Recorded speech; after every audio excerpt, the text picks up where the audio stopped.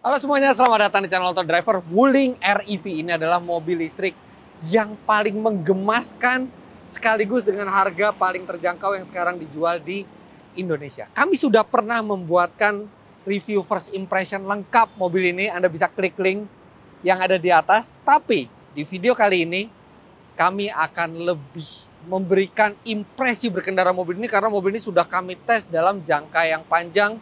Bagaimana impresi berkendaranya, bagaimana untuk dibawa sehari-hari, bagaimana ketika dibawa di jalan tol, bagaimana performanya, bagaimana konsumsi energinya, apa saja kelebihannya dan apa saja kelemahannya, karena ini adalah tes lengkap dari Wuling REV.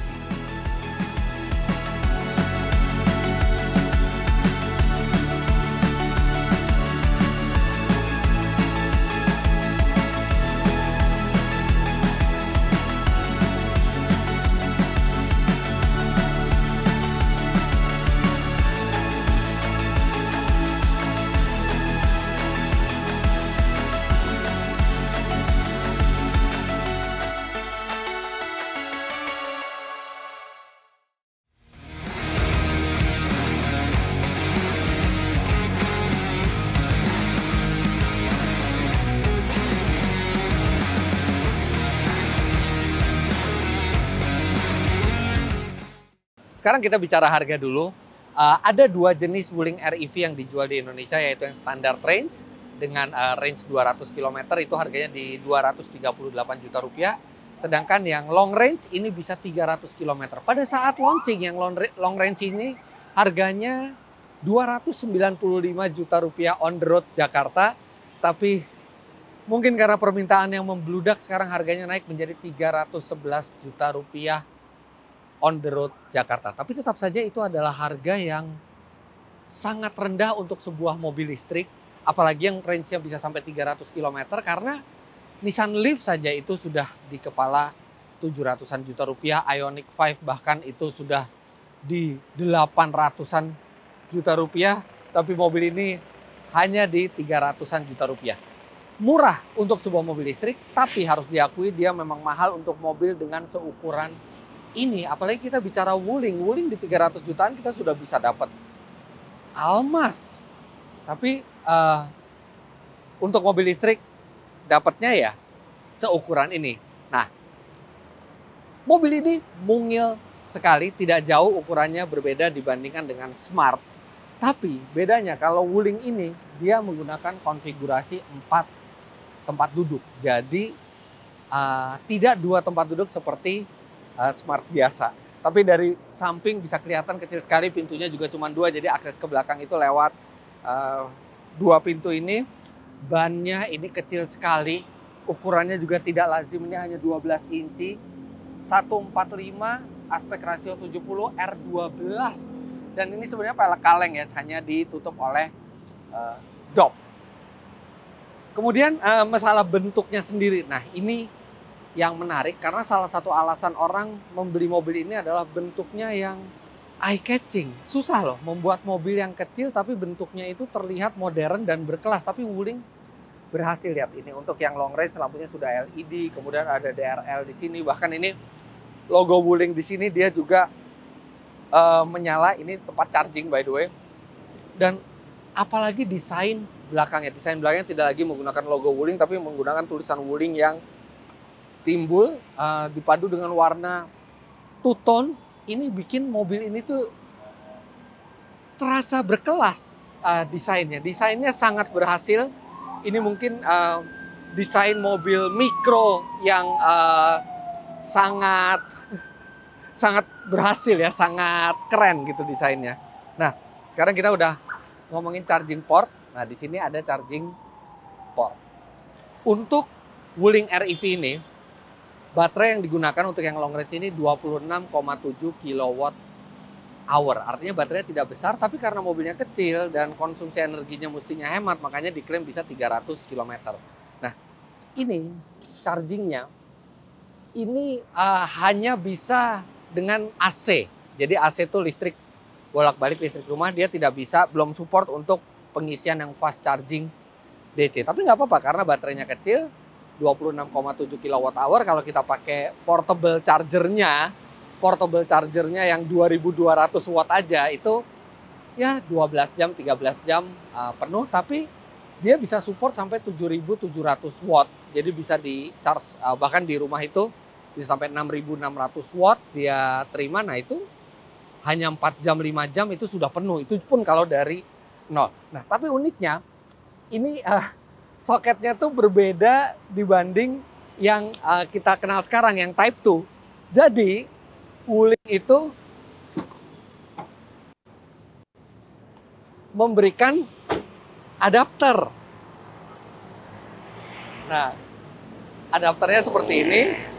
Jadi ini dimasukkan ke mobil, lantas Anda bisa menggunakan charger Type 2 seperti yang ada di SPKLU. Bahkan charger Hyundai di rumah saya juga bisa digunakan menggunakan adapter ini. Sekarang kita buka kap mesinnya. Tidak ada apa-apa di balik kap mesin ini. Tidak ada mesin. Hanya ada fasilitas untuk pengisian minyak rem, pengisian washer. Nah, di sini kelihatan ada aki 12 volt dan ada kontrol unitnya. Di sini kontrol unitnya sampai ke bawah. Ada kabel-kabel orange itu yang artinya high voltage. Ini memakai arsitektur 120 volt dan baterainya diletakkan di bawah. Nah, untuk ketahanan baterai dan controller serta motor listriknya ada di belakang karena ini penggerak belakang. Nah, untuk ketahanan baterai, motor listrik, controller terhadap air itu bahkan Wuling memberikan IP ratingnya, ini IP rating 67. Handphone IP rating 67 itu bahkan bisa direndam di dalam air. Makanya pada saat mobil ini dipamerkan di Gias, itu baterainya direndam di dalam air dan tidak terjadi apa-apa untuk membuktikan keamanan mobil listrik terhadap air atau banjir. Nah, motor listriknya sendiri ada di belakang dan baik long range maupun short range kekuatannya sama 30 kW yang artinya itu sekitar 40 HP. Tenaga yang sangat kecil ya, tapi mobilnya juga kecil. Nah, nanti kita akan lihat bagaimana rasanya tenaga 40 HP ketika dipakai harian. Nah, ini yang sangat luar biasa dari Wuling REV karena saya tidak pernah menyangka di dalamnya tuh begitu lega gitu. Ini posisi berkendara saya dan saya itu 177 cm tingginya. Dan ini lihat, kaki masih nggak mentok. Oke, tempat duduk memang agak rendah sedikit, jadi paha nggak tersangga dengan baik, tapi masih oke.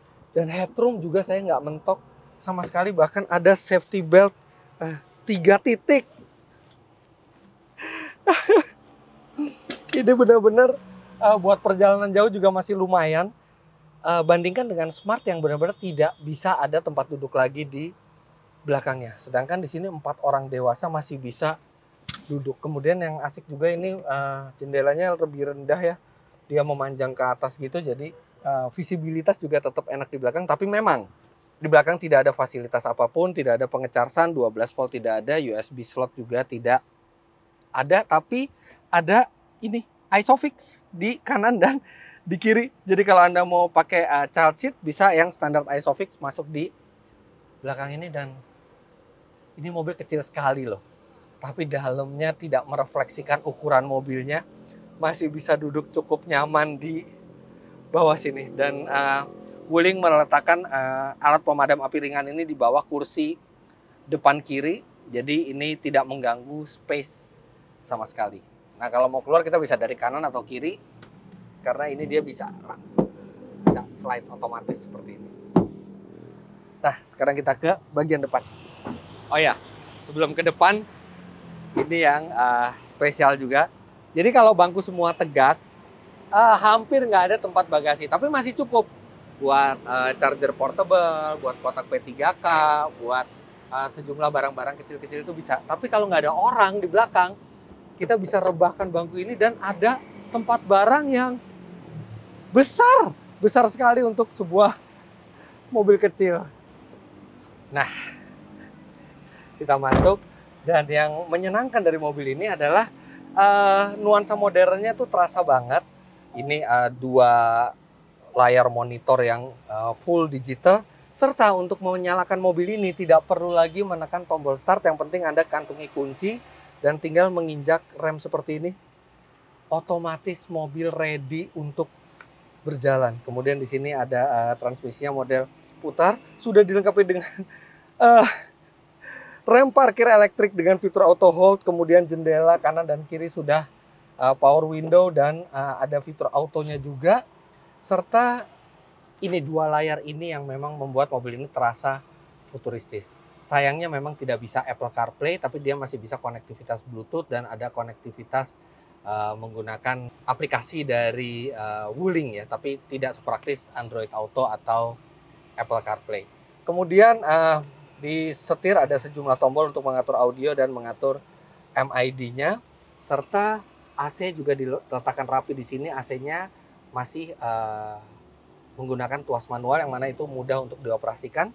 Serta yang menarik adalah yang agak unik. Oke, untuk hembusan AC kita ada 1 sampai 9 levelnya, jadi kita bisa menentukan. Nah, cuman untuk menentukan dinginnya AC, ini kita ada 2, 3, 4, 5, 6. Dan setelah saya selidiki ternyata makin kecil angkanya tuh makin dingin karena dia bukan suhu di sini tapi hanya angka. Oke, navigation sudah standar ada di mobil ini, serta di sini juga ada energy center untuk kita bisa melihat berapa power yang dikeluarkan mobil, atau ketika mobil itu melakukan regenerative braking berapa listrik yang masuk.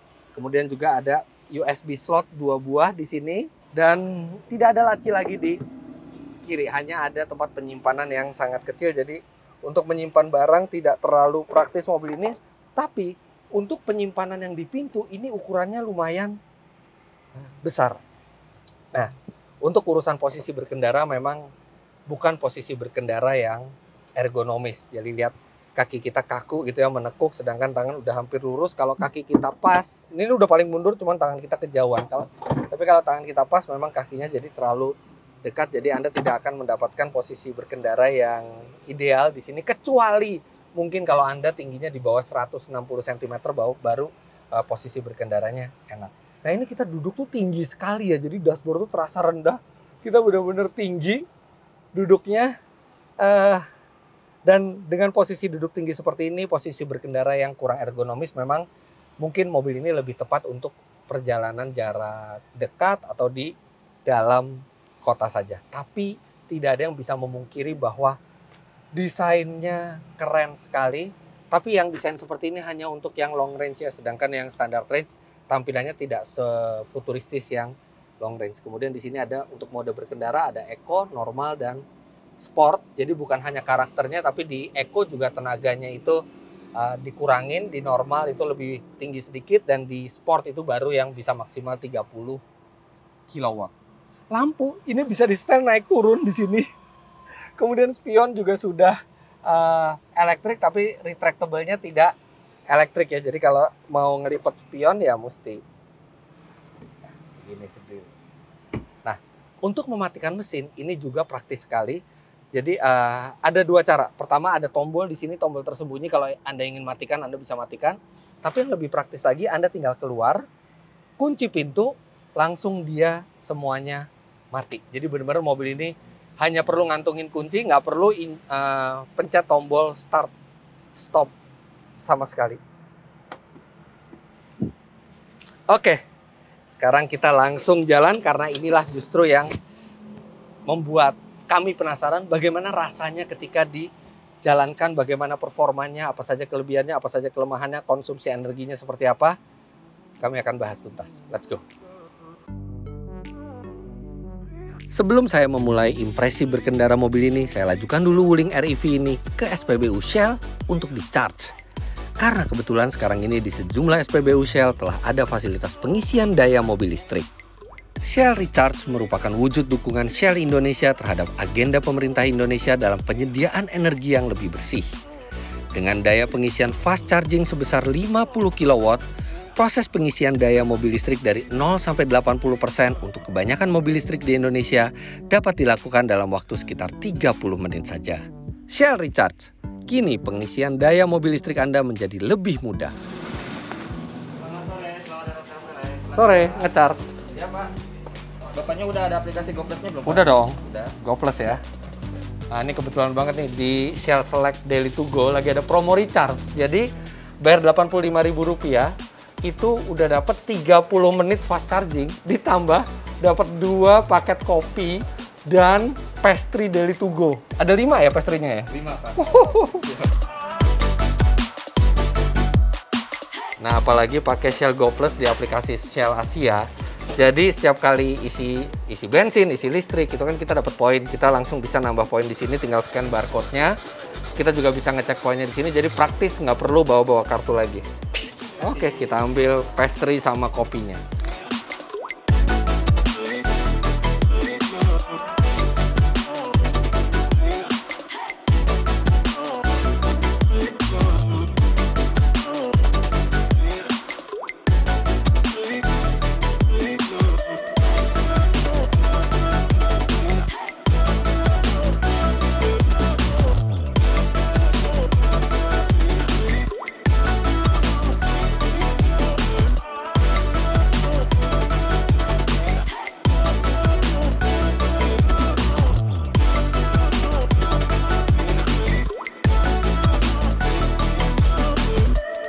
Satu hal yang meragukan saat saya pertama kali melakukan first impression review ke mobil ini adalah bagaimana kualitas berkendaranya.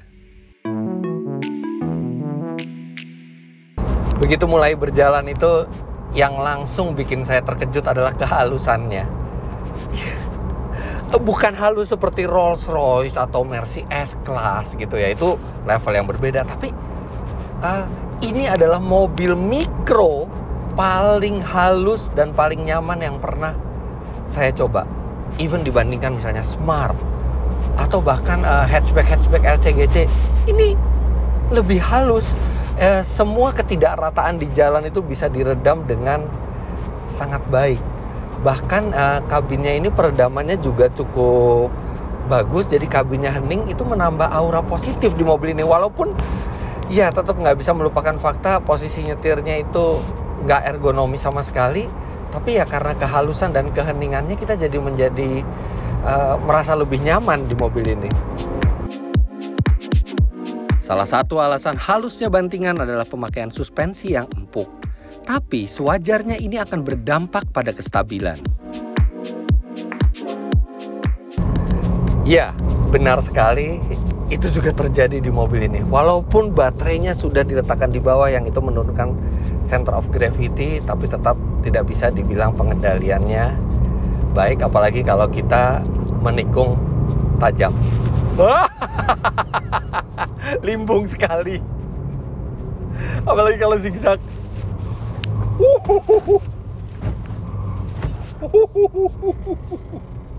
Ada barang lagi di belakang. Ya, tidak stabil mobil ini. Jadi memang kalau kita di kecepatan tinggi ya, sebaiknya hindari manuver yang tajam. Tapi sebenarnya kalau untuk pemakaian dalam kota itu sih nggak masalah sama sekali ya. Karena saya lebih memilih untuk nyaman di mobil seperti ini dibandingkan diberikan suspensi keras yang mungkin lebih stabil pengendaliannya, tapi di lebih banyak waktu kita akan tersiksa dengan bantingan yang keras. Oke, ini mobil memang bukan juaranya handling, dan sebaiknya kalau misalnya kita di tol di atas kecepatan 70 km per jam jangan melakukan manuver yang mendadak. Tapi nikmatin aja mobil ini di dalam kota. Selama kita tidak membuat gerakan yang mendadak, mobil ini sebenarnya cukup anteng. Bahkan di kecepatan tinggi di jalan tol pun cukup anteng. Tapi ya kalau kita mau bermanuver tajam sebaiknya di kecepatan rendah saja. Karena ini memang bukan mobil sport, ini mobil yang didesain untuk perkotaan. Untunglah Anda tidak mudah mencapai kecepatan tinggi dengan Wuling REV karena tenaga mobil ini juga kecil.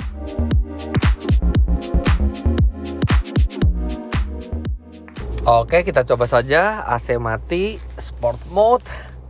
1, 2.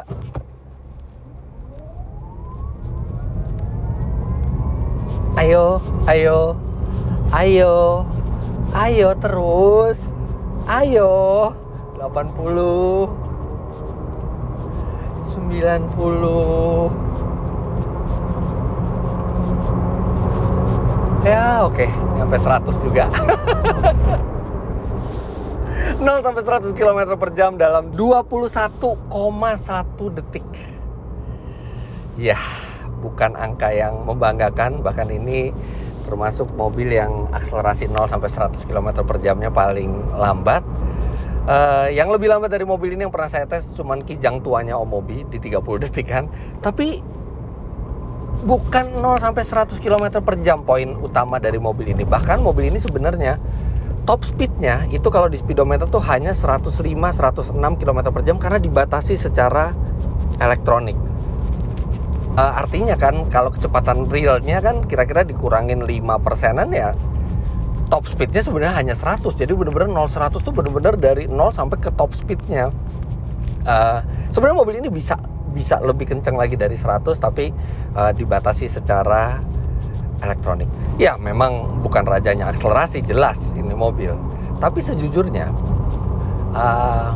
untuk pemakaian di kondisi normal antara 0 sampai 80 km per jam, tenaganya tuh sebenarnya tuh cukup terasa memadai. Cukup lah, bukan kenceng ya, tapi cukup lah. Anda nggak akan ngerasa yang aduh ini kok khawatir nggak bisa nanjak, karena nanjak pun normal ini mobil, karena ya mesin listrik itu kan torsinya lebih cepat keluarnya, dari 0 RPM saja sudah keluar. Jadi untuk pemakaian sehari-hari tidak ada masalah dengan tenaganya. Tapi kalau Anda ingin tarik-tarikan dengan mobil lain ya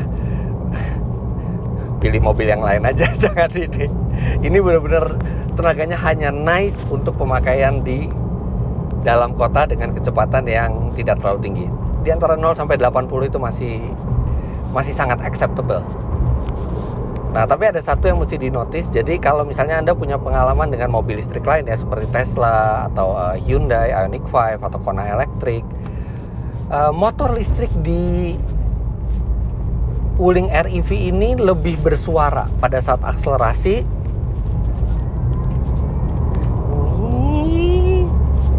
Dan pada saat sistem regeneratifnya bekerja, pada saat Anda deakselerasi juga ada bunyi yang lebih terdengar sampai ke kabin. Tentu saja tidak seberisik mesin bensin atau mesin diesel gitu. Tetap terasa halus di dalam, tapi ada suara. Sedangkan di sejumlah mobil listrik lain tuh hampir tidak ada suara, tapi kalau di sini lebih jelas suaranya. Bentuk mungil dengan motor listrik berdaya kecil tentu saja merupakan resep operational cost yang murah. Tapi seberapa murah sebenarnya di Wuling REV ini? Nah, karena di Wuling REV ini tidak ada konsumsi listriknya, tidak ada data konsumsi listrik di MID-nya. Jadi saya harus melakukan metode, kalau di mobil bensin tuh full to full. Tapi kalau di sini kebetulan meteran listrik di rumah saya itu sistem token, jadi saya bisa tahu kWh yang terpakai. Nah, mobil listrik tuh unik. Jadi konsumsi total yang terpakai itu sebenarnya lebih banyak, karena pada saat kita memasukkan listrik dari listrik rumah ke sini kan ada panas yang timbul. Nah, panas itu kan juga energi yang terbuang gitu. Tapi ya udah, saya ukur aja bener-bener. Waktu kemarin saya jalan itu sekitar 200-300 km, kemudian saya charge dan saya lihat berapa daya yang terpakai, kemudian saya bandingkan dengan jarak tempuhnya. Akhirnya didapat konsumsi listrik secara total ya, jadi termasuk semua lusisnya di pada saat pengisian itu adalah 10,5 km per kWh. Jadi 1 kWh listrik di rumah itu bisa menjalankan listrik mobil ini 10,5 km. Tapi kalau listrik itu sudah ada di baterai, konsumsinya lebih irit ya, karena dia benar-benar hanya menggerakkan mobil kan. Jadi kalau konsumsi netnya yang di dalam mobil itu dia bisa 12 sampai 13 km per 1 kWh. Tapi ya udah, kita hitungnya dari yang 10,5 km per kWh ya, karena gimana juga itu listrik yang kita masukin dan listrik yang kita harus bayar kan. Nah, berapa bayarnya? Berapa mahalnya? 10,5 km per kWh. Artinya 1 kWh itu kan harganya Rp1.600. Artinya untuk mobil ini berjalan 1 km, dana yang dibutuhkan tidak sampai Rp160 per kilometer. Per kilometer tidak sampai Rp160. Padahal kalau misalnya Anda pakai mobil bensin dengan harga bensin non subsidi sekarang let's say di Rp14.000 dan konsumsinya 110 misalnya, itu artinya Anda per kilometernya itu Rp1.400, hampir 10 kali lipatnya mobil ini. Jadi benar-benar sangat kecil operational cost-nya, walaupun sudah menghitung semua loss yang terjadi saat pengisian listrik. Dan udah begitu Anda juga tidak perlu buang energi dan buang waktu untuk ke SPBU atau SPKLU, karena mobil listrik itu habitnya beda. Kita tidak nunggu sampai habis baru kita cari SPBU, SPKLU, tapi begitu kita misalnya ngerasa ya udah 40-30%, kita colok aja di rumah dan kita besok paginya itu sudah penuh. Walaupun dengan standar charger yang hanya 2200 watt, itu kira-kira 12 jam mobil ini bisa penuh. Tapi kalau misalnya kita udah pakai wall charger yang 7,7 kW seperti di rumah saya, itu bahkan cuman 5 jam itu udah 4-5 jam udah penuh. Artinya benar-benar bisa dicas pada saat kita tidur. Jelas, Wuling REV ini sangat ideal untuk rutinitas harian di perkotaan. Dimensinya kompak, operational cost sangat rendah, dan di Jakarta bahkan bebas ganjil genap. Tapi ia juga punya beberapa hal yang agak mengganggu.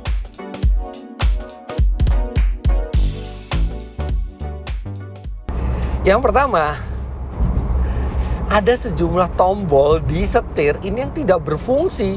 Jadi saya bingung ini untuk apa. Contohnya itu di bagian setir sebelah kiri itu tombol ke atas, tombol yang tengah, dan tombol yang bawah itu tidak ada fungsinya sama sekali. Aneh aja gitu, ada tombolnya tapi nggak ada fungsinya. Kemudian, nah ini yang sering terjadi. Letak dari tuas power window dan rem parkir itu berdekatan dan di posisi tengah, posisinya tuh sejajar. Jadi kadang-kadang kita kalau habis masuk tol, kemudian kita kan buka jendela, kemudian kita bayar tol gitu, dan pada saat kita akselerasi kita mau naikin jendela, tapi yang terjadi adalah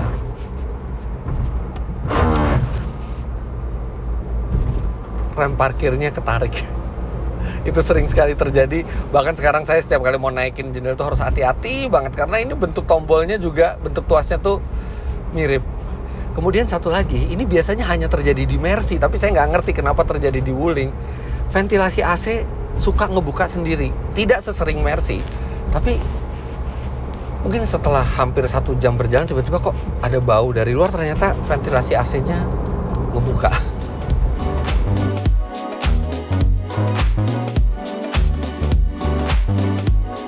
Namun di sisi lain, ia juga punya sejumlah hal positif sebagai berikut.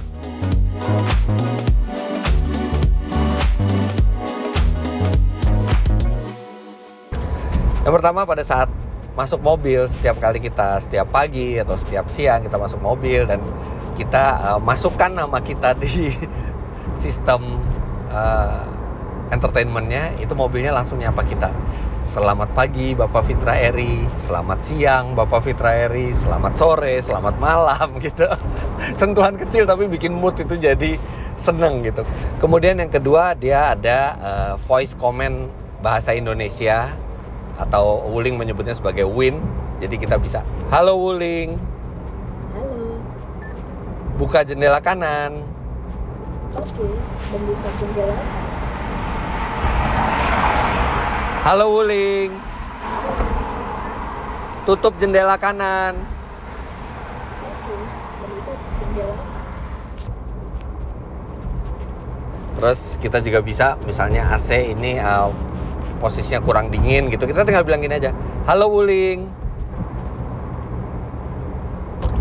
Oke, namanya sistem voice comment. Kadang-kadang suka nggak dengar, tapi kita bisa ulang lagi. Halo Wuling, Halo, saya kepanasan. oke, menurunkan suhu 1 level. Sebenarnya sih di mobil lain mungkin nggak terlalu kepake ya, karena kita bisa nurunin sendiri jendela, ngatur AC sendiri. Tapi ya karena tadi ada yang salah satu kelemahannya itu suka salah narik rem parkir pada saat kita mau naikin jendela. Jadi saya sering banget sekarang kalau mau naikin jendela saya suruh wulingnya aja yang naikin jendela daripada ketarik rem tangan lagi. Kemudian hal positif berikutnya adalah cup holders itu ada di depan AC. Jadi bisa menjaga minuman kita tetap dingin. Dan satu lagi ini sentuhan kecil, lampu LED-nya putih. Ini untuk lampu kabinnya gitu, jadi menambah nuansa modern. Dan jangan lupa, satu keunggulan yang sangat signifikan adalah dimensinya yang sangat kompak, jadi sangat mudah kita mencari parkir. Dan radius putarnya benar-benar luar biasa kecilnya. Ya, ini mungkin mobil produksi massal dengan radius putar paling kecil yang ada. Gampang sekali mau putar balik, mau manuver, mau parkir. Lincah sekali mobil ini.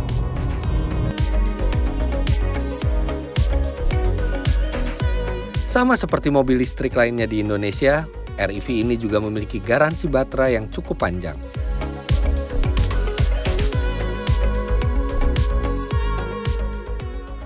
Ya, jadi baterai mobil ini itu di garansi sampai 8 tahun, sampai 160.000 km kalau nggak salah, mana yang tercapai duluan.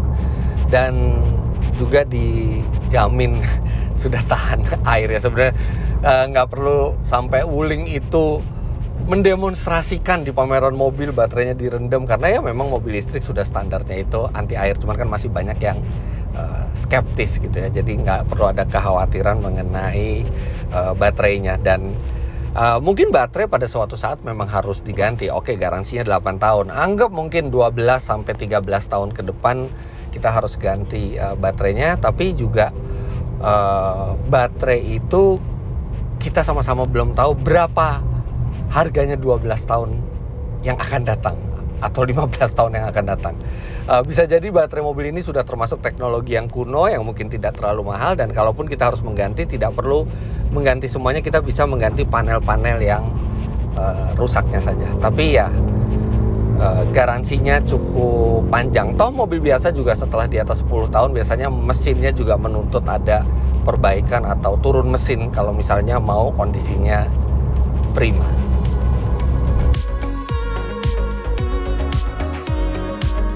Lantas, apakah Wuling REV ini bisa dibilang sebagai mobil listrik paling layak untuk dibeli di Indonesia saat ini?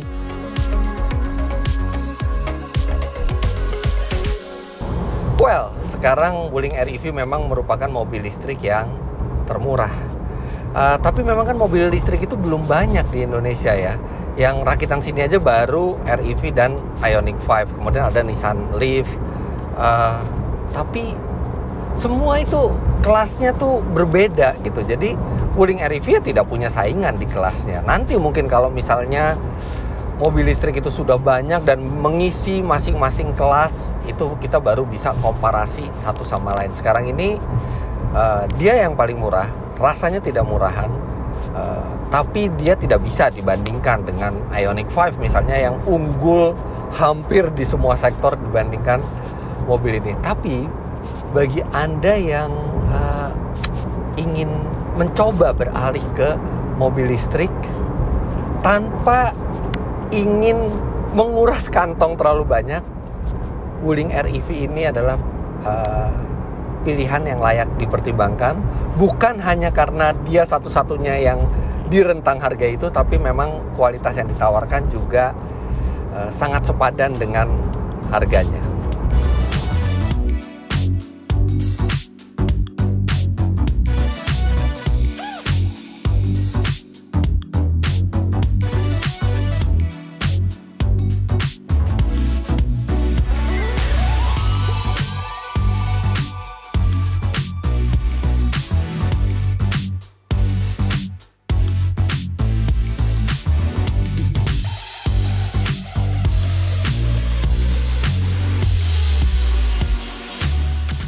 Jadi, mobil ini kecil, tapi di dalam tidak terasa kecil. Mobil ini harganya untuk ukuran mobil listrik murah, tapi tidak terasa murahan.